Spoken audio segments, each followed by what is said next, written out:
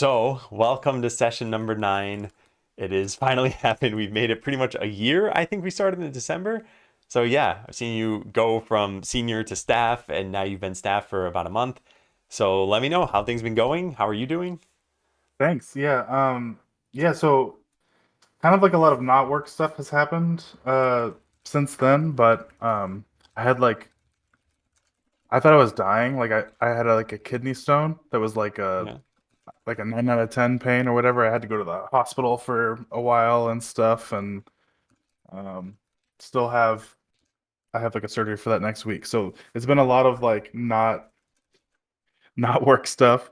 Yeah. We took a couple family trips and stuff like that. We were supposed to go when I had my kidney stone to my do my mom's memorial, and then we had to reschedule that, so we did that as well. So a lot of life stuff happened in the meantime.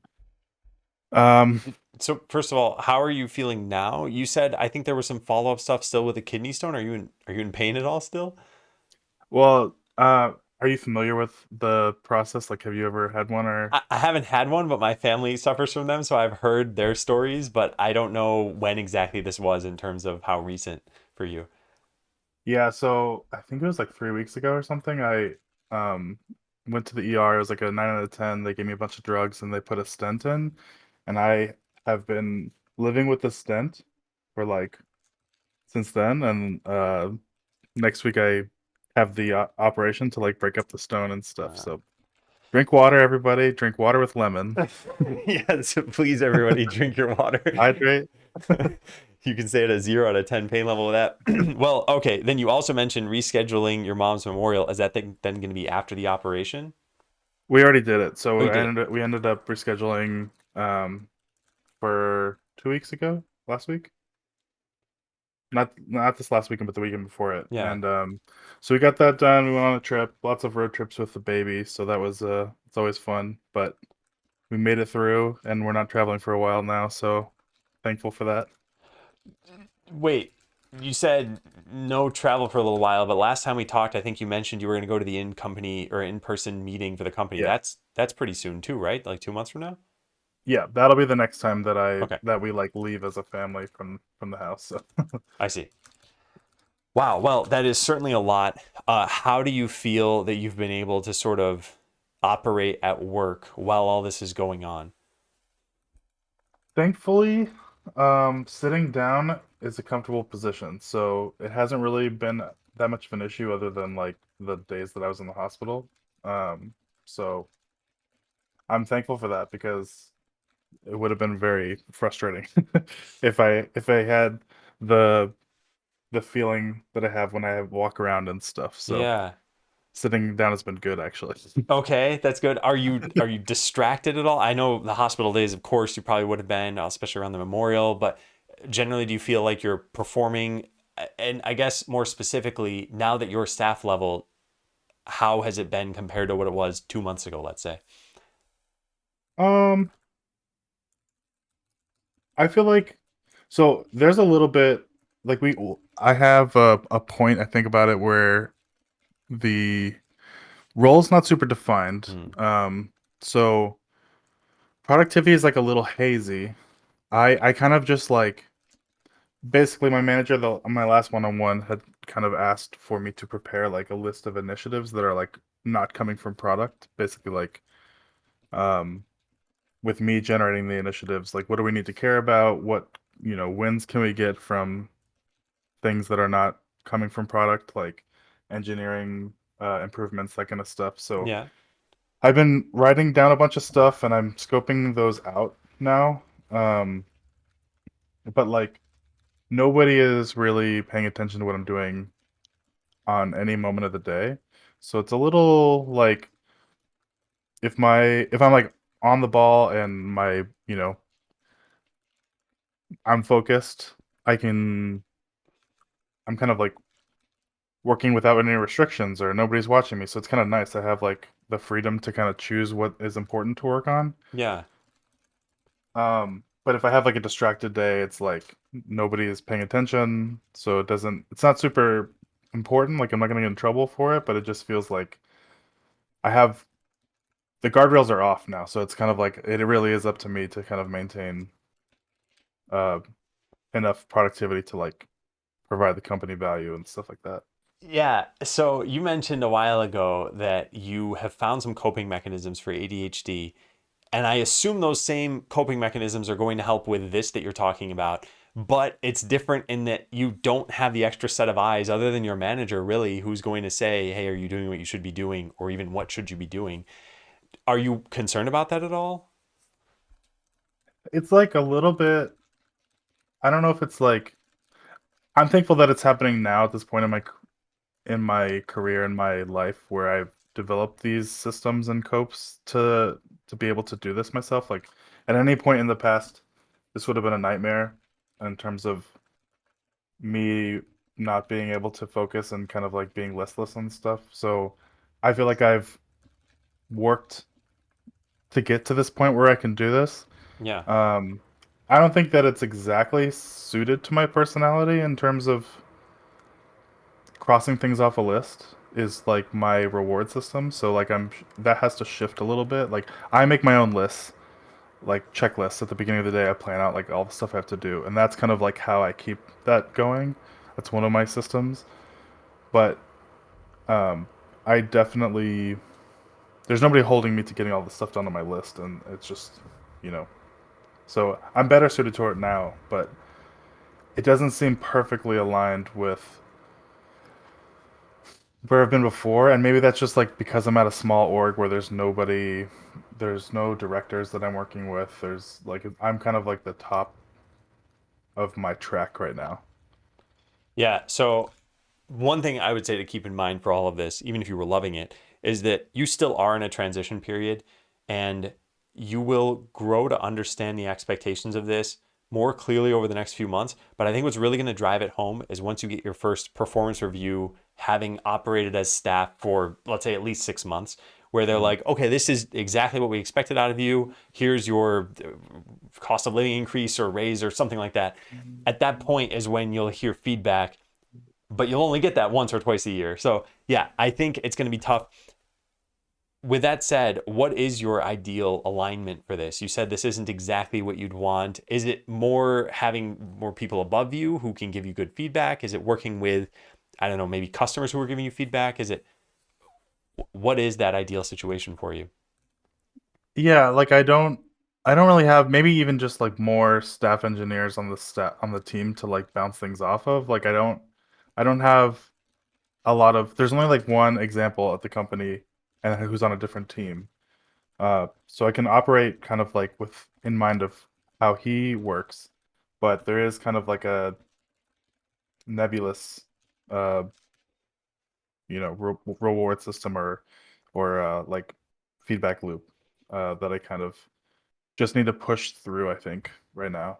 Yeah, I think you started this process already once you started getting away from sprint tasks, but I think it's tough when you pretty much have lived probably your whole life up until this point with a here's a clear system you need to abide by. And I think I probably mentioned this before, but when you're in school, you just get a letter or a number grade. You're just literally graded on how well you did, and you can gauge it pretty well against your peers. And Yeah. now your peers at this company are fewer and farther between, and they just have different jobs anyway. So without a sample size of, say, 20 staff level engineers, how do you know that you're doing what you should be doing? Anyway, that's where I would say, in the meantime, your manager is sort of the point of contact who cares about this and can set you on the right path. And even they're probably a little unclear because if you didn't have staff level engineers before this, or at least not to this level, then even they might not totally know what to do. Do you sense any of that, by the way? Do they have any sort of concern or vagueness around what they're telling you? Do you feel like they're just winging it? Um, a little bit like maybe the company is unprepared for this level of role or something. Like the one that exists currently is like a veteran of the industry, has worked at multiple companies with the owner of the company. So he's kind of like his like assassin that he brings to every business that he starts. Yeah. Um, so he like doesn't need any direction. He just kind of like takes care of what needs to be done, that kind of stuff. Like he just like knows what to do. Um, I've never worked at a company with a staff engineer before this. I've always worked at small to mid-sized startups where the track wasn't super refined, and we were trying to establish a track, and it's a big, it's the biggest development team that I've been on, but it's just like we have like a two-sentence, job description for this Hmm. role, so I don't. I'm kind of just trying to seek out more information about like how it works in other companies because I want to be ready for the equivalent jobs at other companies if and when that happens. I don't want to I provide value to this company that I work at, but also I don't want to be a fake staff engineer. Yeah. Yeah. And to that end, you've come up with a list of initiatives that your manager asks, which are essentially, hey, can you prove your staffness at this company? Do you believe in those initiatives? Do you feel like you're scraping the bottom of the barrel? Are they easy to come up with? What's the process been like for you? Yeah, I kind of blanked at first and I was like, oh man, I there's too much to consider, but over a couple days, I started just writing stuff down as I thought about it. I asked other people like what are the pain points in like the developer experience and stuff. Got some good feedback, bounced it off like the engineering lead, and so I kind of like was able to prioritize them into like short and long-term goals. And now I'm kind of scoping them to see like how much investment each of them is. I have some short-term wins that I think will be really nice for the product that are like the product team would never bring up because it's like an engineering change. Um, but it should make like the application better. And then, um, yeah, I mean, I think I'm going about it the right way. I just, yeah, I'm kind of operating on like what I've seen in content and books and stuff from what like staff should be doing Have you seen and what's being asked of me. Catch Me If You Can, the movie? I think so. Okay. Or Anyway, he makes fake identity, right? And then he he makes fake like yeah. identities, yeah, and he watches a show with doctors on it and then just copies some lines from it. Anyway, honestly, that is a decent enough way of getting started because if you don't have a clue and no one's going to give you that clue, then you work with what you can. And Mhm. here's what I think is possibly the biggest piece of advice I could give you in this situation, which is if you're not getting clear validation about this track and it's not going to happen at frequent enough intervals, I think you need to become the validator. And I think that it's sort of like you've seen my tenant process. I now have a note to myself saying celebrate the successes. I think here's what I would suggest. Make a calendar reminder, maybe once a month, maybe just when you know that these short term initiatives are going to happen, and see did they help? Is product happy? Are the engineers happier? Do I see value out of this stuff? Because that's what's going to make it clear to you that your process is working, is getting that feedback. And if no one is there to provide it, then you will be that feedback. And I think, like you said, you're happy with how you're going about this. I think how you've gone about this has been good. It was scratch your head for a little bit, come up with some stuff yourself, and then go talk to other people about it.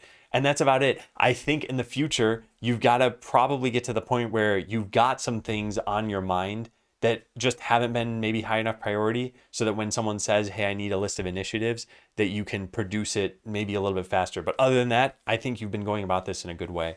So I am serious about that. I do suggest making a calendar reminder or something and then if that works, repeating it at some interval that you're happy with. Like a forced reflection, like a retro for yourself type Yes. thing. Yeah. And I think the sort of biggest questions I would ask would, of course, be what you ask in usual retrospectives, what worked, what didn't work. But the biggest question I think I'd add to that would be, is this, am I on the right track? And it's a very vague question, and you'll know what it means to you, and you'll be able to answer that. And yeah, if you see that, wow, yeah, these short-term goals, we hit them and people are happier. And now we're working on the medium-term goals. And wow, look at that, we're getting more revenue or more customers. You'll start to make your own feedback loop that you can count on. And by the way, I know you said the company is in Series A funding and they've got a good enough runway and that things are looking good, but there are more competitors in the space. If your company does grow, it will probably grow to the point where other staff engineers will start looking to you, and maybe they don't exist yet and maybe that won't be a thing for 2 or 3 years, But eventually you're probably going to start helping to write the playbook on what it means to be staff level. So that's another reason why I think these retrospectives are a good idea. I know you said you keep a work, I forgot what you called it, like a work journal. Like a The brag doc. Yeah, brag doc. Yeah. Yeah. You keep a brag doc. I think this is similar to that. And then it's, hey, what did I do that went well, but more on the like process level. Mm-hmm. Yeah. It's a good idea. For future staff engineers. And my manager has said that explicitly. Like I'm like defining, because the other one is like kind of like a expected force in the company. Like he's been there since it began. Hmm. Nobody knows how the company would work without him. So I'm kind of like the new change, and it's like, how does this work actually in the company if somebody is given this responsibility? Yeah. Yeah. And for what it's worth, I feel like you're on the path to success right now. And I think the only sucky thing is what you mentioned last time, which is that you got promoted without really the commensurate compensation increase. But maybe that'll change and maybe it won't. The flip side of this entire coin is you've mentioned you've wanted to interview, you've wanted to study, and we'll talk about that a bit. But keep all of this stuff in mind, the haziness, maybe the role itself, what you've been doing, because when it comes to another company, they'll have their own structure. And if it is a bigger company, it'll probably be much more well defined than this. So you won't have the same concerns, but then you'll have a different set of concerns. So, yeah. Yeah. All right. So you said someone remarked they think you would be a good manager. Who is the someone, out of curiosity? It was one of the junior devs that I had kind of done some leadership stuff and like like pair programming and stuff with.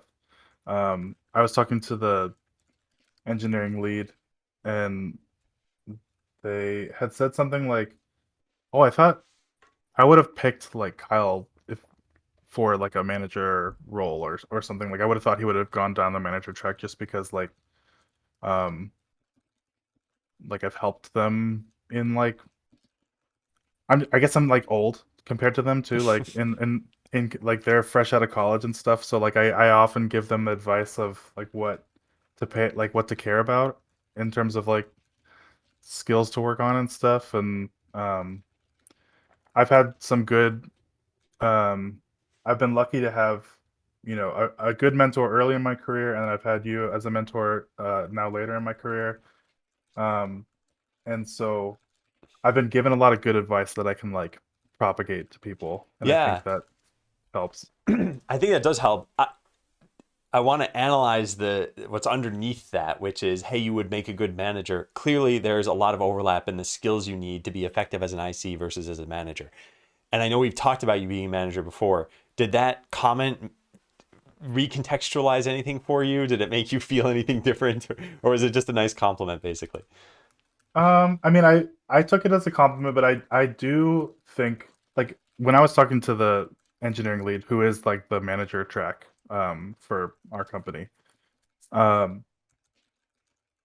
we're kind of friends, and I was like, what I've read in the staff and what I've heard about staff roles is that it's very common for staff and engineering manager roles to swap. So like if you maybe you'll work on one for a few years and then you'll go to the other one and then you'll get bored and you'll work at the other one. And for some reason, it seems to be a thing that happens, um, pretty frequently is people kind of bounce back and forth between like more IC and more management stuff.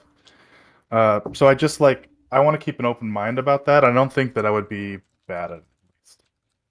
Yeah, I think you'd be a good manager. The biggest question is always, will you like it? And I Yeah. think that's what causes the swapping more than being bored. And what I've seen, almost nobody starts as a manager. They almost always start as an IC. Then they get up to manager, realize, oh man, I really miss IC work and I don't like all the responsibilities that I have. Then go back to IC and then just stay there. I haven't usually seen the bouncing, but I've also been at different companies. So I think management it's really interesting to try, and it's a totally different lens. And I was just talking to my wife last night. I worked on Botland with other people, but it wasn't the same sort of seniority and number of developers. So Skeleseller is the first time where I've been like, okay, I'm working with four other people. There's a certain amount of management of tasks and kind of making sure things work. And I'm like, I like it. I feel the same thing that other people say about management, which is it allows your impact to be bigger. And if that matters to you, especially if the product is near and dear to your heart, or you feel like you just want to propel the company into success, then that's the way you get it. You can't multiply yourself by five, you get five other people. So, Yeah. yeah, I'm glad you have an open mind. Do you even want to explore this at the company? If they said, "Hey, you can have two direct reports," would you even want to try that, or is it like I have other goals at this point? Yeah, I don't think so. I really like I'm looking forward to doing early stage experiments. That's like really what I want to do is like proving out features, doing prototypes and stuff before it becomes, a company shifting Yeah. project. That's like that's why I got interested in the role in the first place. Yeah. And it sounds like you have a lot of that opportunity right now. Also, I was going to say there are sort of different reasons to like management. One is the impact I mentioned, but the other, well, impact in terms of product. The other is impact in terms of career. And you have this written here, local JS meetup mentoring. Uh, Without me knowing yet, and I want you to explain, but without me knowing yet, it might tie into that. You might get some of the satisfaction of being a manager without having to do it. So, yeah. Anyway, what is this local JS meetup mentoring? Some people that I knew from like a job like 10 years ago started a local meetup, and all of our meetups had died during the pandemic. Yeah. So they were trying to start it back up, and I was like, "Let me help you. I've been super interested in doing this for a while, but with the kids and stuff, I don't want to be like the primary person, but I could definitely like assist." So I've been kind of like trying to help promote it and stuff, and I've already done like a little lightning talk to kind of. We have like a in my city is not a tech city, so most of the people are kind of like, IT related that are doing programming projects and stuff like that. So um, we do have a lot of remote developers, but we haven't brought them into the meetup yet. So that's kind of what I'm angling for is to kind Yeah. of like, there's Google, there's Microsoft, there's a lot of people here that because it's a cheaper cost of living city. So I'm hoping to kind of build that community back up and then have like uh, that be like a nice vector for networking and stuff like that as well. Yeah, it definitely would be good for networking. I think I've seen like two categories of people who go to meetups generally. They're the people who are interested in either giving or receiving the talks, and then there are people who are looking for a job. And one day I was in one of these meetups and they said something like, "Hey, does anyone have a resume they want to share?" And like a bunch of hands darted up. And I was just like, wow, I didn't even think about that because I wasn't there for that. So I think it's good. And I think even just making contacts in the area is good. How do you plan on promoting this to those people who aren't showing up but are remote? So I've been adding a bunch of people in my city on LinkedIn to kind of message them the information so that they at least are aware of it. We also made flyers and stuff. So I'm gonna go. We have a university in my city, so I'm gonna go to like the computer science department and post up stuff there because Okay. all those people are going to internships and everything. Yeah, I think it's great you're taking part in this, and I think it is going to pay off. And even if it's not directly how you think, maybe you can't network through this for whatever reason, you've helped people out, you get the satisfaction, and you're friends with the people who had started this a while ago. So, yeah, I think this is good. You're putting more It's goodwill. fun. Yeah, and I really liked going to meetups, especially when I was early in my career. I learned a bunch of stuff, and I met cool people, and um, those connections actually helped me like get jobs and stuff already, like earlier. But yeah, and the other part of this I was going to say is that you're working remotely. You know the people you work with well enough, and ideally in a couple months you get to go to this in-person meetup through your company. But still, it's nice to have people in the area you can talk to. And I myself have been thinking about this a little bit more. I'm on Twitch, right? There is no company for me to go to. And I thought, okay, maybe it makes more sense to meet some of the people through Twitch or other game developers in the area. And so I'm starting to debate on those ideas. And anyway, I think it's good you're doing this. You mentioned though mentoring in this bullet point, but then you didn't talk about mentoring. Are you doing any specific mentoring through this? so right now it's just a few people, but I've been kind of I'm definitely the most senior person in the group, so a lot of it has been like them asking me questions or like me kind of helping. Like last time we talked about, they had been out of the job for 10 years or something, and uh, kind of trying to help them figure out like the calculus of how to make a decision to make a change, or like if, um, you know,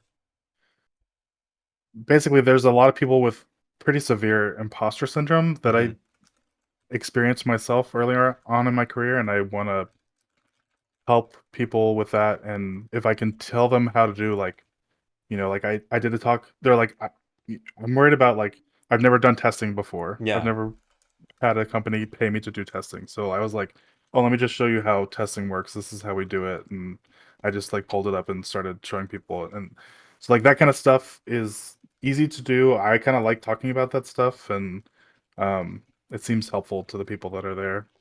Yeah. Yeah, that's really good. I like seeing the progression of people's careers over time because in the back of my head, I have this thought that if you just care about your job, just baseline level of care, you take a certain amount of pride. You're not like my company is my number one and all I care about is just a certain amount baseline. You will get promoted. You will work your way up. You will learn things. And and then once you've gotten to the point that you've been seeking out, it's like your view, your breadth can start to expand into whatever it is you actually care about at that point. So I feel like you've gotten there and you're giving back and yet you're still learning at your job and everything. And it sounds like a very healthy environment outside of the kidney stones and everything. Sure, yeah. If those just didn't happen, I'd say you're Yeah. healthy all around. Um, yeah, great. So yeah, interviewing, how's that been going? You mentioned leak code routine here. Yeah, so I started to do it like every day, you know, for a period of time, and then stuff came up. But essentially like I remembered why I didn't like practicing for it. Like I'm definitely not a fan of this type of activity. Um so I'm just kind of forcing myself to do it a small amount on a regular basis. Like right now I've been doing like every other day trying to solve a problem. Um going through um easy and medium, kind of like alternating. Yeah, I don't feel like I'm good at it, so it's definitely like something I need to practice for sure. Like if I were to interview today, I would probably do really badly. And I don't like that feeling. yeah. I think there are two things that I have as suggestions here, and I think we talked about them a little bit. But one is make sure you're improving. When you look at these easy or medium problems, sometimes you probably can't solve it or you don't do it the best way. Do you ever go back to the old problems and then see, do I know how to do this? Is my thinking different? Has it improved? Basically I logged into an old account that where I had solved a bunch of the easy ones before, and I did go back and kind of look at my solutions and change a couple of them. Um, but that's all I've done so far. Yeah. Okay. Yeah, what I'm talking about is more along the lines of it's Monday, you try solving a problem, you can't. Maybe next Monday, go back to that problem and see, do I Hmm. remember this? Because that repetition is important, but also if you're not doing that, then it's you're encountering a problem, maybe not doing as good as you could, maybe looking at the solution. But then if you don't ever have that test again of did I improve? So anyway, that's number one. Number two, and this is also important, but I don't have as many suggestions, is I think it's important to find the fun in leak coding, which might sound like an oxymoron, but if you don't, it's just going to feel like it's pain or work every time. Hmm. And then you'll be less likely to do it or want to do these sort of extra things. How can you make it fun for yourself? Let me ask you that open ended. I mean, that is the challenge because the time that I'm using for it is time where I am either doing that or playing a video game. Like, I am literally choosing to do algorithms for a goal in the future versus like immediate gratification. Uh, so that is definitely challenging, and I don't like. I used to be I'm really motivated by gamification. So like, um, I think it was Hacker Rank or something that I was using before, where like they kind of like you have like daily goals or something. Like those type of things are motivating to me. So I didn't find that in Leak Code, and maybe I not explored the platform enough, but like maybe I could find something like that that would help me kind of understand when to stop or like when to, you know, push me towards trying to do a streak or something. Yeah. Yeah, that will definitely help. And I think there's a limit to that too. But the other suggestion I was going to offer is you are part of this meetup. Some of these people are going to be looking for skills or for jobs. And really, at any level, you could be doing leak code. Have you thought about finding someone else and you sort of co-motivate with, hey, we're gonna promise to do 2 or 3 problems per week. Maybe we just quickly talk about like, hey, do you feel like you did them this week or did you learn? Have you thought about finding someone who's also looking for that? And not even that you're working together, by the way, just that you're working sort of digitally near each other. No, I mean I haven't. Yeah, I didn't even think of that, to be honest. Okay, yeah. Yeah, I might have mentioned this before to you, but probably not through mentoring, but a friend of mine and I have a group we call the Pact group. It's just a group on whatever messaging app we're using at the time. It's just the two of us, and all we say is, we've done our first pact for the week, which is to exercise. So we get to the end, we congratulate each other, and that's it for the week. And it's instilled a certain amount of accountability because if Hmm. you're sick, you can't be expected to do the same things you normally do. So sometimes we'll say like, "Oh, here's why I haven't done it this week is because I'm sick or I'm traveling or I got injured." And just that amount of awareness about, "Hey, I should start planning my week around this thing." It has helped me. So I think it should be easy enough for you to find someone who might want to do that, but then actually doing it and making sure you're still motivated afterward, that might be a little tougher. But consider it at Makes least sense. because if this It's like matters to you, hmm? externalizing your motivations a Yeah, little bit. yeah. And then also you're helping someone else out, and they will probably end up helping you out too. Beyond that, yeah, it is work and it is learning and it is less fun than video games. Uh, what's your timeline for interviewing again? I don't think it's probably changed since last time, and I just forgot what you had mentioned. So I don't know. Yeah, I mean, probably on the order of like 6 months, I would like to be doing interviews where I don't like for practice Yeah, at least. Um, I didn't have a timeline in mind, but you had brought up a good point about time and role. So I want to hit either a 6 month or a 1 year milestone before I'm like seriously interviewing. yeah, Um, that's kind of what I have in mind right now. yeah, and I think that's still good. Something to consider is that a lot of the big companies like a Google, Microsoft, Facebook kind of thing, if you didn't pass the interview, they'll usually say, well, try again in 12 months. Maybe your skills will have changed. And I don't know if that particular principle of theirs has changed, but it had at least been constant for like a decade. So, uh, in that sense, trying a little bit sooner, just on the off chance that they're like, you know what, yeah, your time enrolls 4 months, but we're happy to have you. You demonstrated the skills, could be worthwhile because then you'd only have to wait 12 months maybe before interviewing again. So Makes sense. yeah, and I'm not even saying change your timeline. It's just keep that in mind. Have a short refresh time. Yeah. Okay. Any other kind of concerns before we go into some of the stuff that I had written, which is probably already covered anyway? I was gonna ask you one thing, because like my family isn't super, so like my wife is an attorney. So there's like a the consideration of the bar, reciprocation for where we would move. But otherwise, I think we were interested in moving in like, you know, along the same timeline as me maybe interviewing for another job. Have you ever moved out of state uh like for a job, and like how like I've never done that before, and I'm interested to know what that process is like if you have. Yeah. So the only time I did that is when I started working for Microsoft, and my circumstances were different than from what your circumstances are now. But I'll at least tell you a little bit of insight into my experience. For one, interviewing was fly out to Washington and then take the interview like you normally would. You stay in a hotel room, you leave after the day. it's the same strenuous like 5 hour loop kind of thing that you've probably heard about online or experienced yourself. Then when I actually got the job, this way back then, they offered two options. They said, one, we give you a $5,000 debit card and you figure out how to get out here yourself. And two, we give you corporate movers and pay you nothing and they will make sure you moved everything. That was the best moving experience of my life Oh, because really? people came to my place and packed my things for me and then brought them across, you know, however far a distance it was. I've never revealed where I've actually moved from. And then I lived in some temp housing for some amount of time and had to find an apartment, and they even helped out with that process. But that's like a big, well established company that is willing to put in the resources for doing that.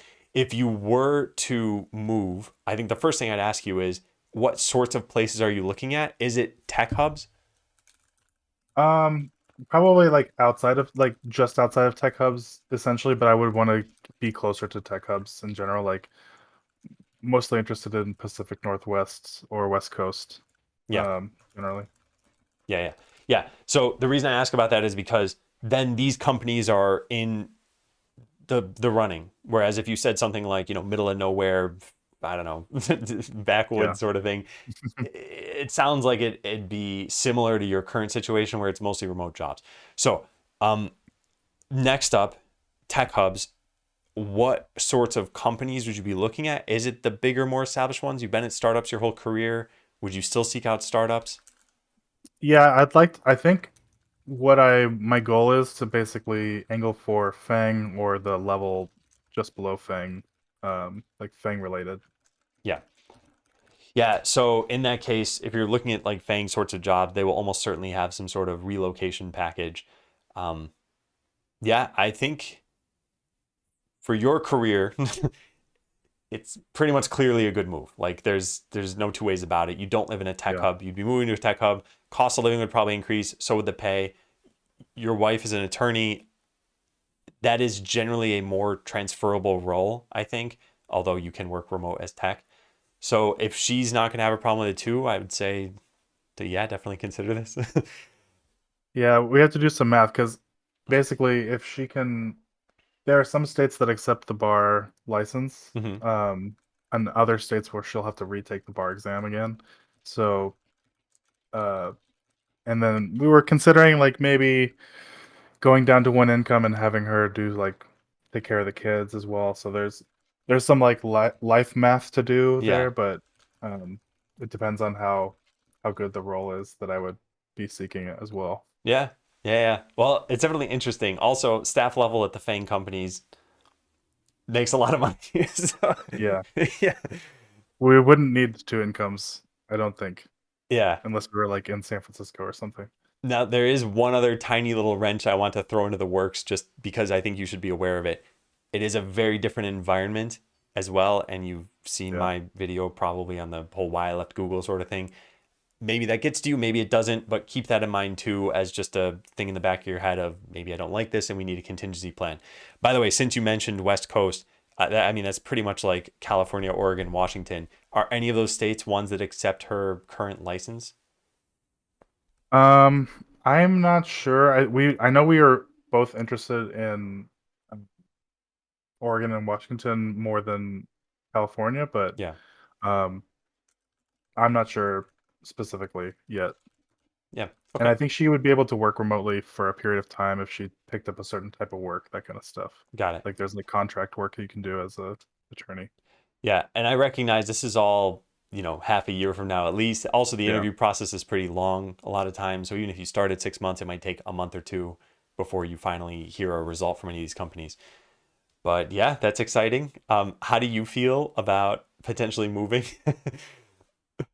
I mean, I feel like I should have moved early in my career. I feel like I kind of stifled my career by staying here, and I got here like by sheer force of will, by like seeking out remote jobs and kind of moving, digitally instead of in real life.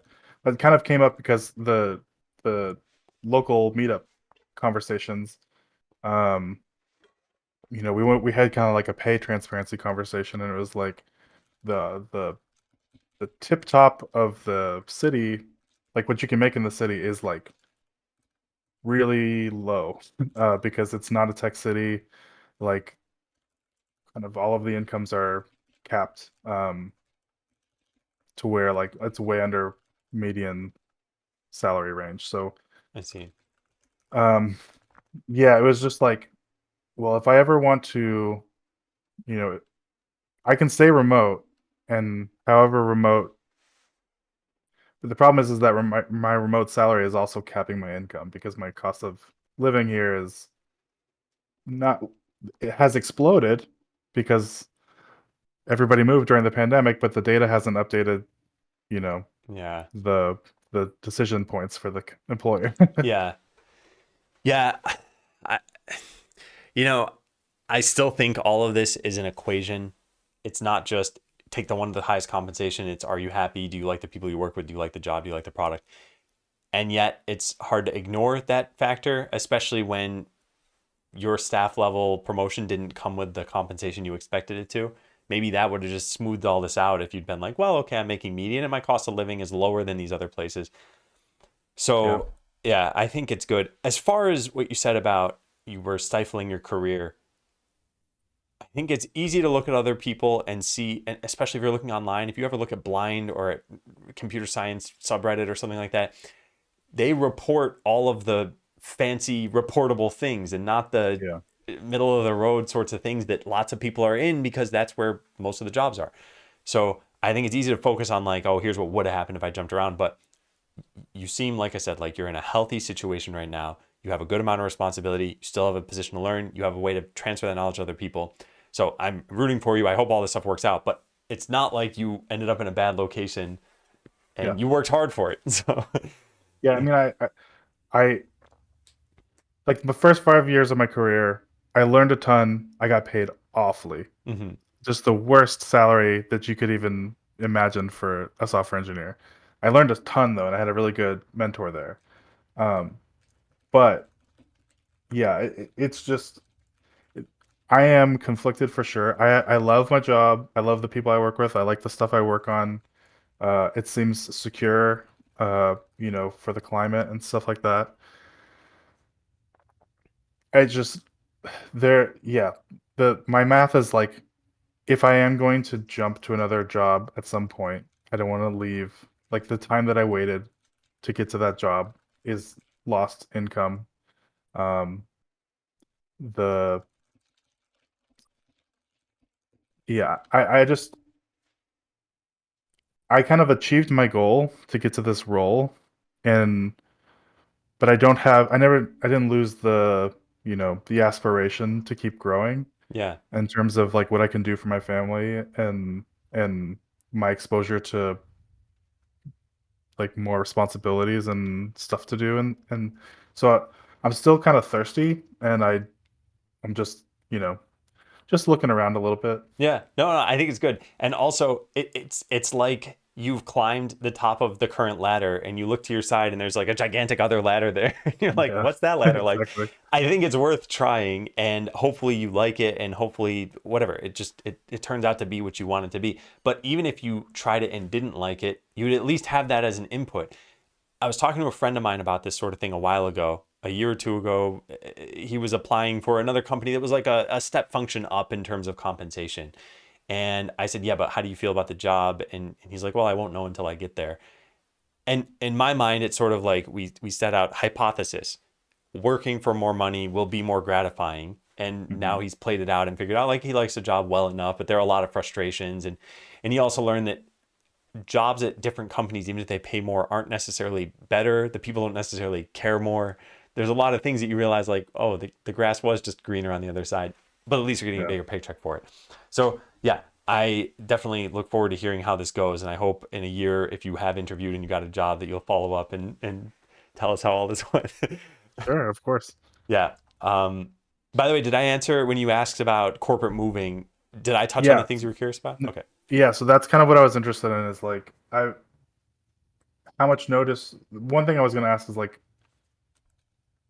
how much notice do you give before you do it? Like, cause like you don't buy a house, obviously. You live in temporary housing. You get an apartment or something for some amount of time, and then then you can start looking if you're gonna buy a house. I assume is that kind of like the process? So, as in terms of buying a house, I would, this is not career advice, this is personal advice. I wouldn't buy a place where you move without having lived there, because Yeah. let's say you move to Oregon. It's like there's probably like five different towns you could live in and still be near a tech hub, and they'll all have different feels and sort of like they'll be closer to things you might like. So that I wouldn't worry about. As far as the giving Yeah. notice part though, that is more sort of career driven. Um, you like your current manager, you like the people you work with. I'd say don't ever tell people before it's a sure thing, like you have a signed offer in hand. But Mm. then it all comes down to how much do you like them? The more you like them, the more notice you give. That's about it. And especially given your seniority and potentially the recency of the role, depending on when you end up moving, I think it's like the nice thing to do, and Yeah. recognize that they could say, well, that's it, you're leaving today. We don't have any reason to keep you. I don't think they would do that though. And I think you have a gauge No. on, yeah. So I've always been of the mindset that like sometimes you can trust your managers. I read advice online that's like, why would you ever, you protect yourself? And I'm like, but we're people. We're all, it's not like this person Yeah. represents the entire company. They're still just a manager, and they also care. So yeah, does that cover, by the way, what you were kind of asking about? Yeah. Yeah. Okay. Yeah. I've given, I think the last two jobs I gave like a month notice, and they used 105% of that time to get like information out of me. But uh yeah, I think as long as you're not like a negative personality, the manager will not be upset when they have, the time when you give them time Yeah. to offload stuff. Yeah. And that's why I think there are probably people out there who don't have a gauge on that and were not well respected on their team and gave notice and were like, well, you could just leave now. And then they thought this is why you should never do this, without understanding Mhm. that they were part of the input into that equation. So Yeah. yeah. Uh, okay, cool. I want to just see if I've touched on this stuff. You did talk about this. Yeah. Yeah. I think you've mostly covered this stuff. So we have about 10 minutes left, and I don't want to drag this out if we've talked about everything, but I want to ask you, is there anything you kind of expected out of mentoring that you didn't get? I don't think so. I mean, we covered so many different topics and uh parts of the job and parts of life and stuff, and I think we did a pretty holistic uh we had a pretty holistic like relationship through these sessions. And yeah, I mean, I obviously kind of like achieved the goal that I had set out originally. And I appreciate the input, especially now the input afterwards. So like, how do I do this? If I want to kind of keep going, since you're kind of like from that world, you've been in those roles before. So yeah, I mean, I just very thankful um like the time that you've allocated to me and all of our conversations and friendship and stuff. And I hope that you sell this thing, because uh to me it was like extremely valuable to my life and my career and stuff. And I think other people would definitely feel the same way, because I'm kind of doing it for people younger than me now, like juniors and stuff, and they find it very helpful. So like, keep doing it and please sell it. Yeah. Please like make it a thing. Well, look, thank you. I don't want to deflect. I certainly put in time and work, but mentoring is nothing without the mentee actually caring and doing something. And that's what I was just saying about if you just put in a baseline level of caring. It's like I've had mentees who it eventually just becomes a social visit, and we talk about what restaurants did you go to, what games did you play, and that's fun, but that's not mentoring. Right. And I think yeah, we had a good sort of breadth of this, and I think doing it live also kind of helps keep things on track maybe too. So thank you for putting in the work. Like I said, I think this kind of concludes our mentoring series as a whole, but I want to still hear about what happens and how your life and career goes. And if you end up in the Pacific Northwest, we can go get some food. So, Sounds good. yeah. All right. Well, thank you, Kyle. Good All right. job. Good work on everything. And yeah, I hope like I said, I hope your career goes well and you end up getting the dream job you want. All right. Thank you very much. Thank you for all your help. Yeah. All right. Take care. See you, Kyle. All right. I'll be in chat. See you guys.